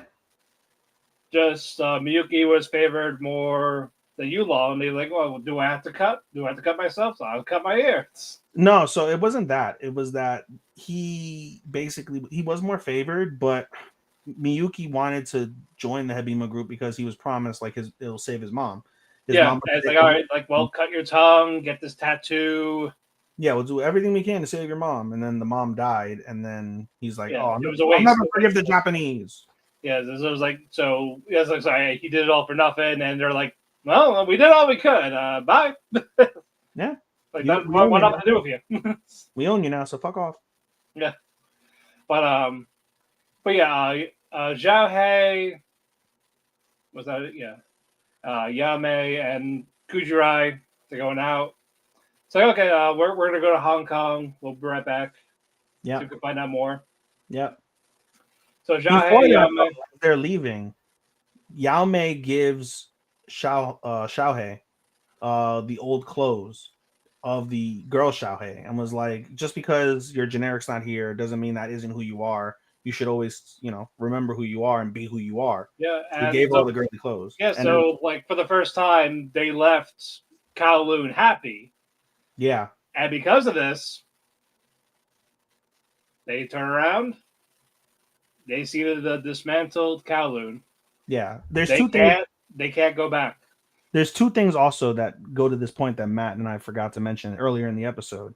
Two things. The first thing that Xiaohei mentions to them is that Kulong truly is based off of Kudo. Kudo controls everything in this mirage of Kulong.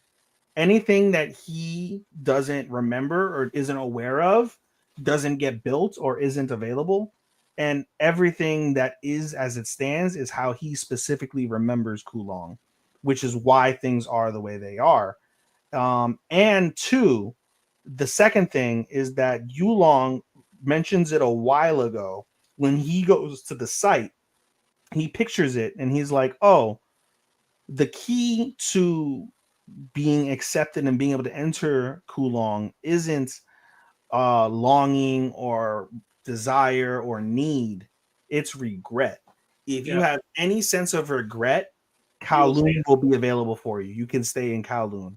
When you find redemption from that regret, you no longer need Kowloon. It's not available to you. And they left with a sense of accomplishment, and they were galvanized in their future endeavor, and that's what disabled them from being able to ever go back. So now Zhao and Yabe cannot go back. Yeah. And meanwhile, the episode ends with what's her face? Kujirai, just seeing them disappear in a sandstorm. Yep. Like she knew that would happen, or no, it's just a sandstorm. Like it kind of like it's like that barrier. The sandstorm is the barrier between Kudo's image of Kulong and reality. Yeah. I mean, like I feel like she knew once they leave, they can't see. It's like you guys can go type of thing. Like I got it. Another thing we forgot to mention is the fact that when she wanted to go back, because originally she wanted to go back to the northern part. Specifically, she wanted to go back because after turning in the talisman, which is why I brought up the talisman earlier, she was given some drugs. And those drugs are probably going to be the key to why she died. Probably. But we'll find out. We got 2 more episodes of this, so. Man. So it's really good stuff. This is one of the best shows they've had in a long time. Mm-hmm. And finally, our main event, Sword of the Demon Hunter. Which we should have started in episode 1, and in hindsight, we fucked up. Yeah, because that's still their best episode. Yeah. But yeah, it's basically like the second half with the whole sake thing. The more that people drink it, the more corrupted, they become abusive, aggressive. Right. So, so Jinya and what's the other guy's name? The talisman fellow. Aki something.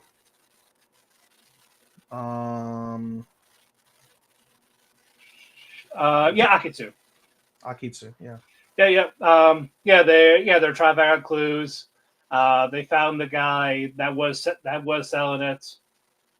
Who'd you been getting it from? Like, oh, it's been her, it's her, it's me, it's not me. They just say, hey, you want to ruin people's lives? Before that, though, they met up with the harlot, and harlot said, like, oh, he also heard that a blonde woman is behind it. And immediately Jinya gets like fucking frazzled. He's like, yeah, because the only blonde woman he's known is his sister. His sister. When in the new demon form. Yeah. But we'll get to that. Yeah. But no, they were interrogating the shop owner. We get a little flashback of her talking to the guy, like, hey, you want to make people suffer? You want to ruin people? Give them the sake. I guarantee you. Like, you can make demons, basically. And we see that because earlier in the episode, fucking the next door neighbor that kept abusing his daughter, fucking kills her because he turns into a demon. Yep, he drank too much sake, and someone else is drinking the sake. Gee, Matt, who is that? Was it Juzo or the father of Juzo. Yeah. And Natsu is the one pouring it for him. Like, hey, we have the sake here. You want some? Like, here, you can have some too. It's just one drink. It's just one sip. Just one sip. And I'm sure he had like fucking 6 by now. He's probably. He's had multiple bottles. He's drank the shit every day. They were saying. Yeah, and he gets no buzz. I think it depends on who you are as a person. I think that's what's contributing. Yeah. I would love to make my own sake, homemade sake. Gotta figure out how to do it. Probably tastes like shit, but it'll be a fun experience. Oh, I'm sure. So we'll find out. Just gotta figure out what I need. You got a month till I get there. You got exactly 30 days. It's not gonna happen in a month. Actually, I lied. You have 32 days because we'll see each other the 19th. I'll be there the 17th. 32 days until I see you, buddy. Yeah. Yeah, I'm driving down after work on the 19th. Yeah, you'll see me on the 20th. Is it the 20th? I thought it was the 19th. No, the show's the 20th. Oh, shit. Yeah, Sunday. Oh, shit. Yeah, I'm driving down after work that day. I don't know why I said that it was on the 20th. I don't know. Usually they are, like, the Saturday. But, no, this one's a Sunday. Okay. There you go. You get me on my birthday weekend. 33 days until I see you.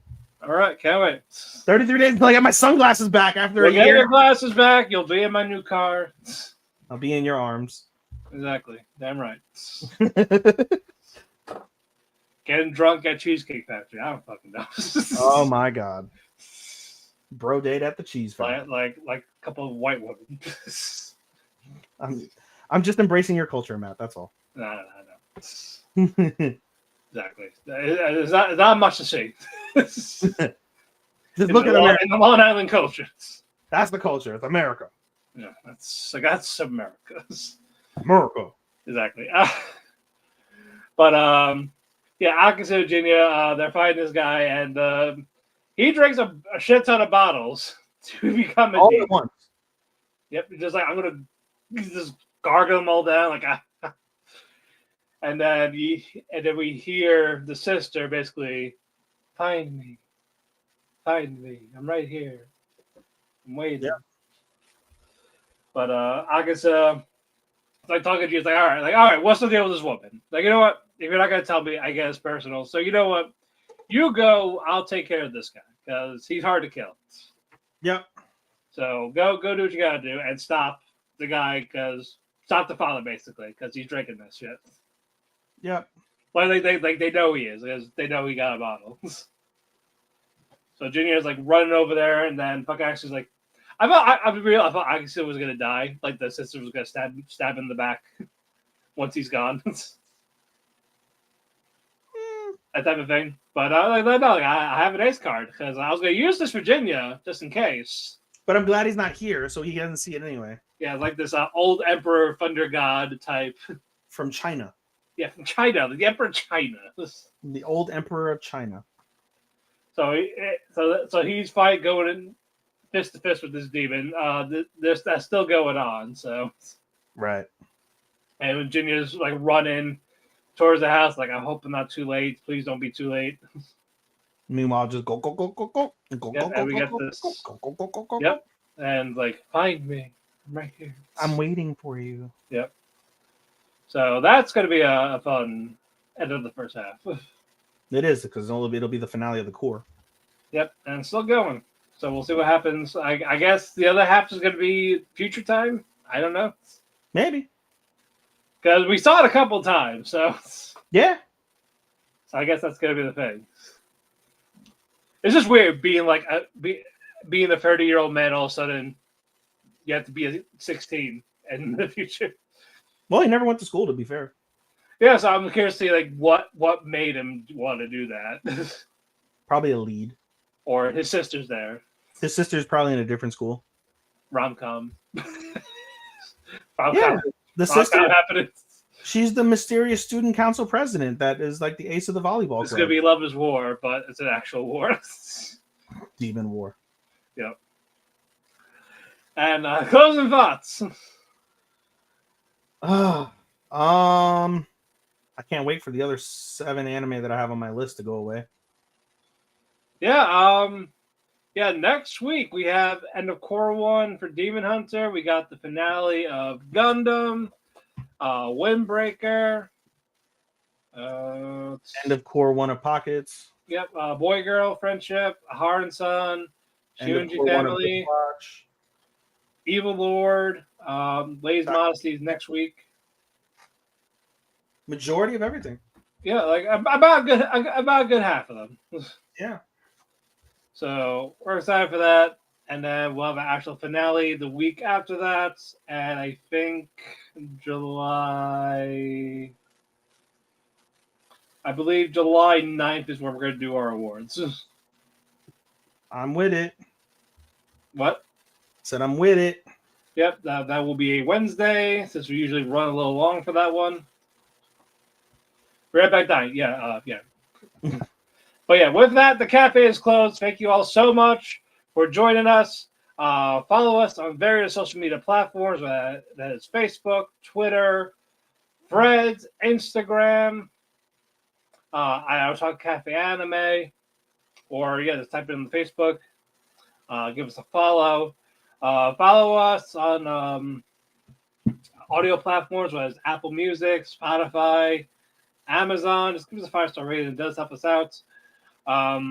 We have video replays on YouTube, whether it's W2 Network and Dirt Sheet Radio. Follow me on Twitter, DamianPhoenix12, but Instagram, House of Cosplay. Follow Ethan at Showstopper24 or his Instagram, Anime Daisuke24. Thank you to Dirt Sheet Radio to Network for hosting us on their social media platforms. So give them a follow at W2Mnet or Dirt Sheet Radio. We'll be here next week. Oyasumi and good night, everybody.